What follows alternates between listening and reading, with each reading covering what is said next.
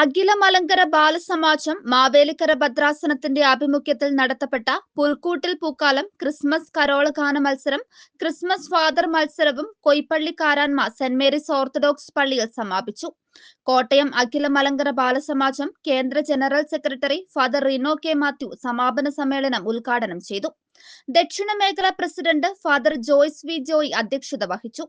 മത്സരങ്ങളിൽ വിജയികളായ കുഞ്ഞുങ്ങൾക്കുള്ള സമ്മാനദാനം ബാലസമാജം ഭദ്രാസന vice president father Maneesh Mathew വിതരണം ചെയ്തു.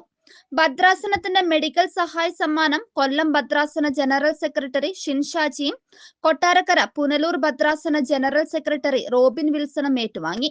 ഭരണിക്കാവ് ബ്ലോക്ക് പഞ്ചായത്ത് കരിമുളയ്ക്കൽ ഡിവിഷൻ അംഗമായി വിജയിച്ച ബാലസമാജം ദക്ഷിണ മേഖല ഓർഗനൈസർ അനു ബിജുവിന് ഭദ്രാസനത്തിന്റെ സ്നേഹാദരവുകൾ നൽകി.